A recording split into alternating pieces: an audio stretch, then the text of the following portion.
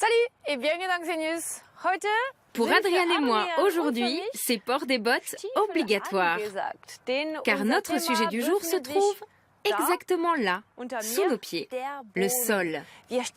Nous marchons et roulons dessus, mais surtout, c'est notre terre nourricière. Directement ou indirectement, elle subvient à presque tous nos besoins alimentaires. Regardez ces mottes de terre. Elles ont l'air plutôt insignifiantes et pourtant, tu en veux une? C'est un trésor qu'il faut absolument protéger, car notre survie en dépend. Avec la population de la planète en constante augmentation, l'enjeu est crucial. Aujourd'hui, dans Xenius, nous allons nous pencher sur la santé de nos terres agricoles, car on leur en demande toujours plus. Résultat, les sols s'épuisent de plus en plus. Va-t-on voir des steppes et des déserts apparaître en Europe? Le sol est la couche superficielle de l'écorce terrestre, et la plus fine aussi. Une surface vitale balayée par la pluie et les vents. Livrée à l'érosion, la couche d'humus disparaît. En Allemagne comme en France, près d'un cinquième des terres agricoles sont menacées. En mars, après le long repos hivernal, la plupart des champs sont nus, sans végétation pour les protéger. Avec les semis de printemps qui s'annoncent, les agriculteurs espèrent un humus bien riche, plein de minéraux et de micro-organismes. Mais que se passe-t-il sous la surface? Cet agriculteur va nous montrer où se trouve la vie dans le sol.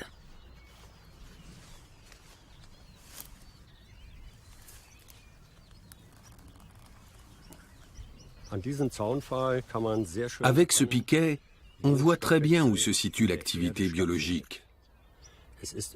Elle se trouve toujours dans une zone située sous la couche herbeuse, sur 15 cm de profondeur. Au-dessous, le bois est encore en assez bon état. Mais dans cette zone où les macro-organismes et les micro-organismes transforment la matière organique en humus, la terre fourmille de vie. Problème, avant de semer, la plupart des agriculteurs font table rase. Ils labourent la terre en profondeur avec de puissantes charrues. Adolf Dennecke désapprouve cette pratique. Son expérience lui a appris que le labour profond est une grosse erreur. Je vais mesurer la profondeur à laquelle s'enfoncent les socs de la charrue. On voit qu'il retourne la terre sur 30 cm. La couche supérieure, les 15 cm dans lesquels se forme l'humus, se retrouve alors enfouie plus bas, à une profondeur où l'activité biologique ne peut plus avoir lieu. Pour nous montrer les effets de ce type de labour, il pose une caméra dans le sillon.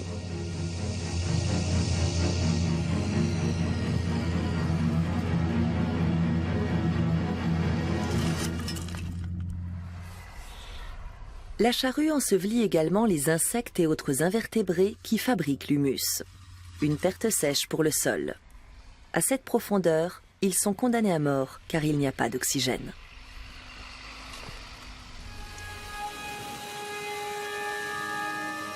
Près de 90% des agriculteurs européens persistent pourtant à utiliser la charrue. Des terres nues s'étendent à perte de vue.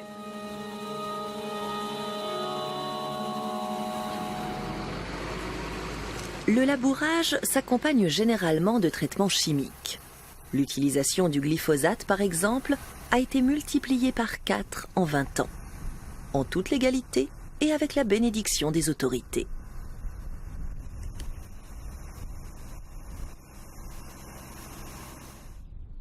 Notre agriculteur examine ce champ qui semble avoir été ravagé par les flammes. Il a été arrosé de glyphosate. Résultat, toute la végétation est jaune, morte. Ce qu'on voit ici, ce sont des germes d'orge d'hiver qui ont été tués au désherbant. Les organismes qui vivent dans le sol ne peuvent plus les utiliser comme nourriture.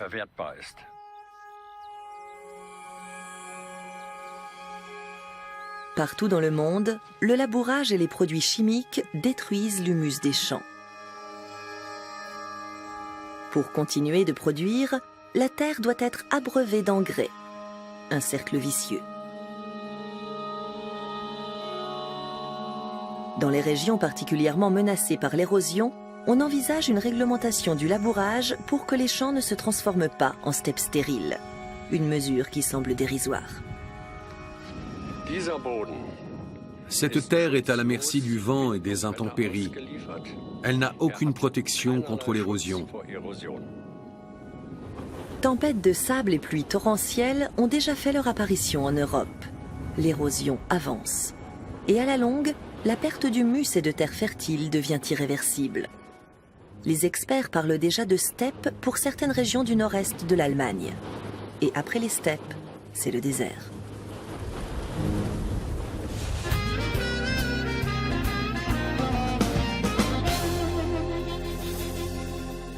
Bonjour, Monsieur Fortmann. Vous êtes agriculteur ici, dans la région de Francfort. Le sol, c'est votre spécialité. Vous labourez ici ou pas? Oui, même si notre exploitation est biodynamique, nous utilisons aussi la charrue. Nous pratiquons la rotation des cultures étalées sur 12 ans, et quand nous semons du seigle après une culture de blé, nous labourons le champ, parce qu'il ne faut pas que du blé se retrouve dans le seigle. Pour la culture des céréales, la charrue permet d'avoir des champs bien propres, sans mauvaises herbes, et de pouvoir travailler uniquement avec des moyens mécaniques. Oui, le bio interdit les produits chimiques. Tout à fait. Et à quelle profondeur labourez-vous? La profondeur maximale est de 15 cm. Ça correspond à la zone d'activité biologique. Si on va plus loin, on risque d'enfouir cette couche de terre arable et d'endommager durablement le sol. Et l'érosion? Vos champs sont-ils menacés par le risque de désertification? Sur notre exploitation, nous n'avons pas de problème de désertification ni d'érosion. Grâce à la rotation des cultures et leur diversité, nous augmentons en permanence la teneur en humus du sol. C'est l'humus qui assure sa stabilité. Il ne doit pas être emporté par les précipitations. Mais dans le sud de la région, où la terre est riche en lœss, l'érosion est un gros problème. Et sans rotation des cultures, quand il y a de grosses averses, l'eau emporte la couche d'humus dans les chemins. Ça se voit à l'œil nu. Et ici, comment se porte la couche d'humus? Je pourrais vous en parler pendant des heures, mais le mieux c'est d'aller la voir directement sur le terrain. Et je vous propose de prendre une pelle. D'accord, allons-y.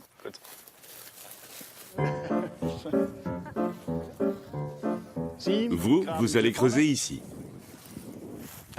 En surface, on voit des traces vertes de mousse. C'est à cause du passage des tracteurs.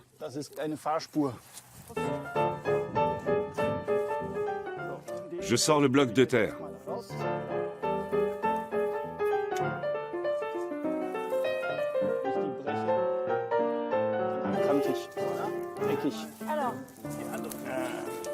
Alors, on va poser les deux échantillons côte à côte. On voit tout de suite que la terre qui est tassée par les tracteurs est difficile à casser. Elle se détache en gros morceaux, en blocs. Elle est plutôt compacte. Exactement. Et celle qui n'a pas été tassée par les tracteurs, Elle s'émiette tout de suite. on les miette entre les doigts sans avoir besoin d'appuyer. Et si on regarde les morceaux, on voit qu'ils sont ronds et non pas cubiques comme à côté. Et regardez qui habite là, un ver de terre. Oui. Les galeries que creusent les vers de terre aident l'eau à pénétrer dans le sol. Et quand le sol est comme une éponge, comme ici, il peut absorber l'eau. Et de cette façon, la pluie n'emporte pas la terre.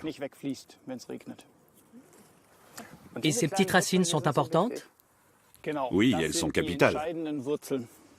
Quand on regarde une motte de terre, on voit que ce sont les racines qui font une belle terre bien friable. La terre idéale pour les agriculteurs. Elle absorbe l'eau et elle est parcourue de vers de terre dans tous les sens. Les racines trouvent tout ce dont elles ont besoin. L'humus est très fertile, tout le monde le sait. Mais comment se forme-t-il exactement? Et quelles sont ses propriétés? Tout commence avec la roche.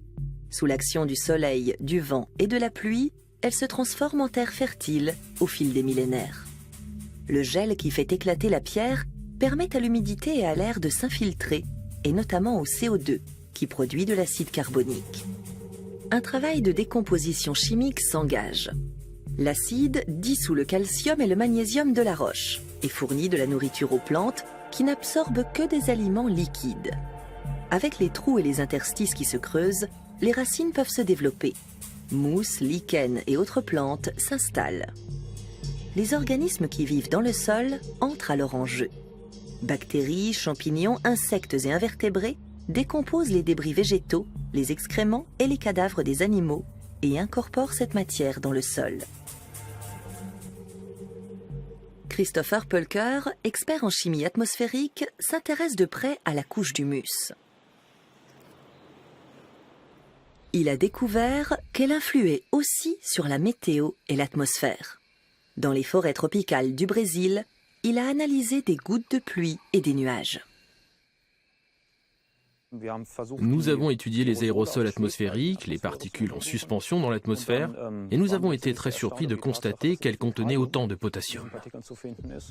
Ces particules de potassium servent de noyau de condensation aux gouttes de pluie.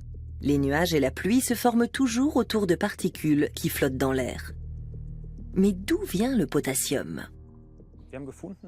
Quand les champignons libèrent des spores, ils produisent aussi des sels de potassium, et nous pensons que la plupart de ces champignons se développent dans le sol. Les champignons du sol libèrent des particules de potassium, la vapeur d'eau se dépose sur ces particules et forme des gouttes de pluie. L'humus de la forêt tropicale semble donc produire la pluie qui l'arrose. Le principe s'applique aussi à l'humus des sols européens. Mais dans nos pays, l'air contient bien plus de particules de pollution. Conséquence, il pleut beaucoup moins. Les nuages contiennent davantage de noyaux de condensation, mais la quantité d'eau restant la même, les multiples gouttelettes sont trop petites pour se transformer en pluie. À l'inverse de ce qui se passe dans un nuage propre. La pollution piège donc l'humidité. Nous avons été vraiment surpris de voir que le sol joue un rôle aussi important et pratiquement direct sur l'atmosphère. Nous ne nous attendions pas à une influence aussi importante. Les sols influent sur l'atmosphère et vice-versa. Un circuit qui s'alimente lui-même, à condition de ne pas le dérégler. Un humus en bonne santé fait donc aussi la pluie et le beau temps. Que faites-vous ici pour avoir une belle couche d'humus ? Pour nous, l'ensemble de l'exploitation est un organisme vivant. La culture des terres est donc totalement liée à l'élevage des animaux. Les vaches, en tant que ruminants, occupent une place centrale. Pour les nourrir, nous faisons pousser du trèfle et de la luzerne, qui, comme toutes les légumineuses, ont la capacité de capter l'azote de l'air et de le transformer sous une forme assimilable par les plantes. Ce champ vient d'être récolté. Comment procédez-vous maintenant? Va-t-il rester en jachère pendant l'hiver, par exemple? Pour commencer, nous allons passer la déchaumeuse pour enterrer les chaumes juste sous la surface et faire germer les mauvaises herbes et les grains qui sont tombés. L'idée est de pouvoir semer du seigle au mois de septembre. Quand le sol garde un couvert végétal, que des plantes y poussent, il reste vivant et on fabrique de l'humus. Et pour passer cette déchaumeuse, vous avez donc besoin d'un pilote. Allons-y, je vais vous montrer. Appuyez sur le bouton, c'est ça.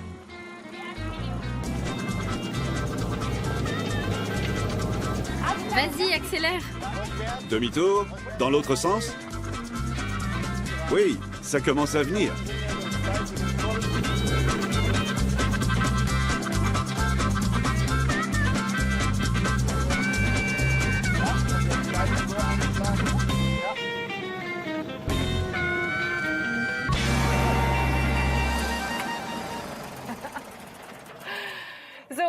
Notre champ va maintenant continuer à fabriquer de l'humus tout seul. Adrian et moi, les rois du tracteur, nous lui avons juste donné un petit coup de pouce pour le démarrage, et sans charrue. Mais il existe aussi d'autres méthodes traditionnelles pour préserver les sols. Dans le Brandebourg, en Allemagne, certains agriculteurs mettent un point d'honneur à protéger les sols. Jens Petermann est l'un d'eux. Dans ce champ où le maïs vient d'être récolté, un mélange de trèfle et de plantes fourragères pousse déjà. Le seul fait qu'il y ait des racines assure la stabilité du sol. Avec toutes ces racines, Le sol est parfaitement protégé des intempéries, de la pluie, du vent et des rigueurs de l'hiver. Jens Petermann utilise aussi une méthode de semis peu conventionnelle. Dans ses champs, pas de labour ni de nettoyage de la terre. Il n'enlève ni les mauvaises herbes ni les résidus de récolte. Il sème directement sans avoir travaillé la terre. Après avoir utilisé cette parcelle pour le pâturage, il a semé des légumineuses. Le grand avantage du semis direct est qu'on intervient le moins possible sur le sol. Et de ce fait, on ne fait pas entrer d'air supplémentaire dans la terre. Nous voulons mettre en place un mode d'agriculture qui stocke le carbone. Or, un surplus d'oxygène dans le sol brûle le carbone. L'excès d'oxygène réagit avec le carbone emmagasiné dans la terre et forme du CO2. Et le gaz à effet de serre s'échappe ensuite dans l'atmosphère. Avec le semis direct, on évite cet inconvénient. Le carbone reste dans le sol et participe pleinement à la formation de l'humus. Jens Petermann n'a pourtant pas le label bio. Pour augmenter la fertilité de ses sols, il emploie aussi des engrais chimiques. Mais là encore, rien à voir avec les techniques conventionnelles. L'outil qu'il utilise sort des sentiers battus. Avec ce système, l'engrais liquide est injecté directement dans le sol. Au lieu d'un arrosage général des champs, il est distribué de façon ciblée. L'apport d'engrais est très précis grâce à ces injecteurs. Le produit chimique ne se répand pas dans le reste de la surface. Il agit de façon localisée. Le reste du sol est épargné. Puisqu'il n'en a pas besoin, on le laisse tranquille. Le but, c'est de reconstituer le sol et d'augmenter le taux d'humus. Il travaille aussi en circuit fermé. Le fumier produit par ces vaches laitières sert également d'engrais. Enrichir l'humus avec le fumier, a priori, rien de plus banal. Sauf que le fumier directement sorti de l'étable, que la plupart des agriculteurs épandent dans les champs, est très nocif pour les micro-organismes du sol. Sa décomposition dégage trop de chaleur et détruit ses précieux alliés de la terre. L'agriculteur milite pour un changement des pratiques avant qu'il ne soit trop tard. Une grande partie des méthodes modernes perturbent le long travail de formation de l'humus et certaines l'anéantissent même totalement. En utilisant intelligemment les produits agricoles et la matière organique, nous pouvons soutenir et stimuler ce travail. Le compostage permet d'obtenir des nutriments plus stables, beaucoup moins volatiles et protège donc l'environnement.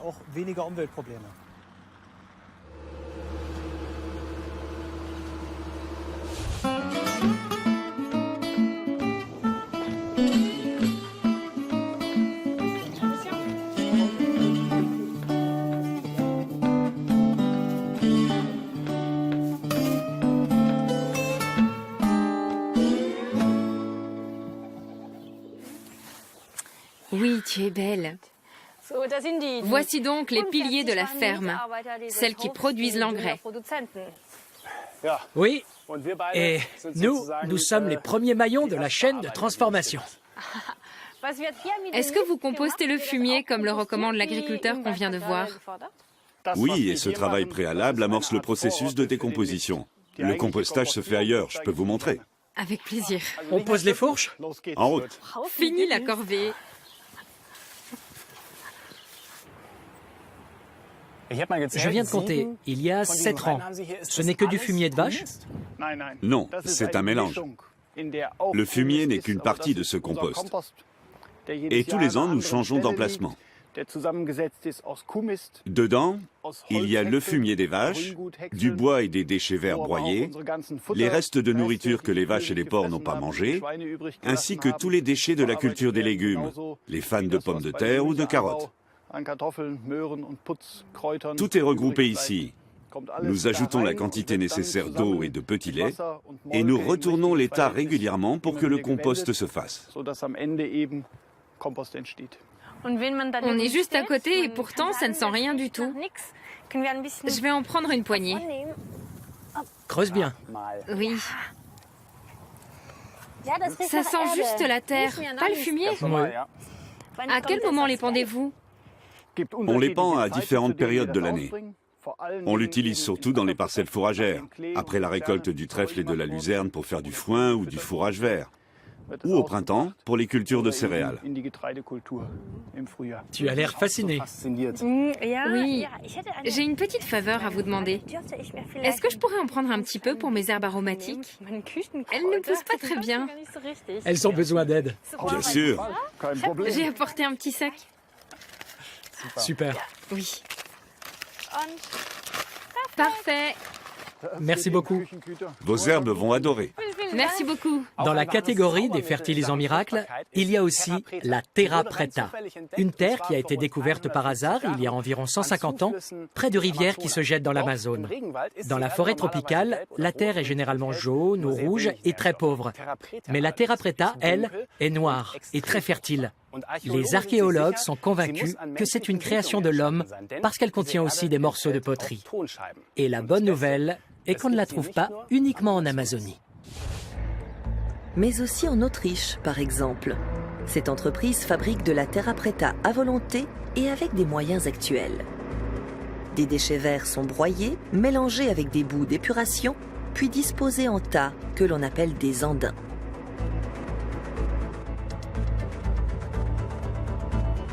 Trois fois par semaine, le broyat est retourné et mélangé afin que la matière organique se décompose sans pourrir.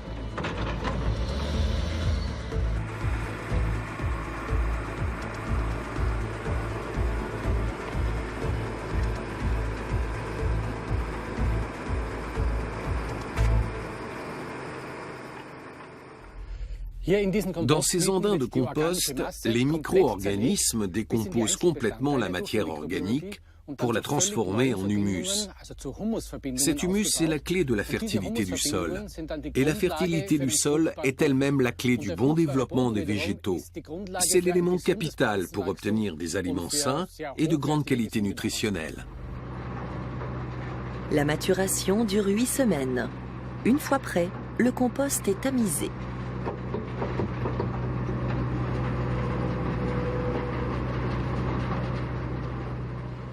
Ce compost est vraiment parfait. On le voit à la structure de ses grains, bien fins, et surtout à la bonne odeur de forêt qu'il dégage. Ça, c'est un vrai compost. Et la touche finale, du charbon de bois fait avec ces balles de céréales ou d'autres déchets végétaux et incorporé au compost. Le charbon de bois est une forme de carbone qui reste longtemps dans la terre. Cette terre noire permet donc de faire d'une pierre deux coups, enrichir le sol et préserver le climat.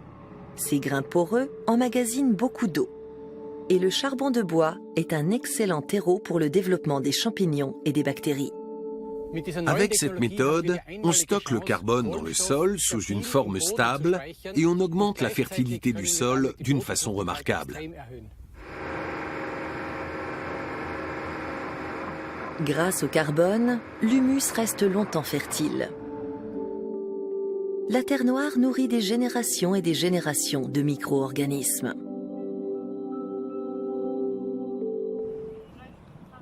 En 2011, les effets de la terra preta ont fait l'objet d'un test en plein champ. Première étape, l'épandage du compost au charbon de bois. Un tracteur l'enterre ensuite, sans abîmer le sol, à seulement 10 cm de profondeur. Pour comparer, le champ est divisé en plusieurs rangs où sont testés différents mélanges. Un an plus tard, la récolte de maïs. 100 tiges sont prélevées dans chaque parcelle et passent à la pesée. Résultat, avec la terra preta, le poids de biomasse a augmenté par rapport à la récolte précédente. La raison ? Le sol contient davantage d'humus. Même si les particules de carbone sont à peine visibles, elles vont continuer d'agir pendant des centaines d'années et enrichir la terre de ce champ. Regarde. Ta terre aussi est très noire. Elle est super. Elle ressemble à la terra preta. Oui, Allez, à vous. Tu avais tout prévu, pas vrai? puisqu'on venait dans une ferme, je me suis dit que c'était l'occasion de faire un geste pour la protection des sols. On peut dire ça. Sur mon balcon au moins. J'ai hâte de voir ton basilic géant. Salut!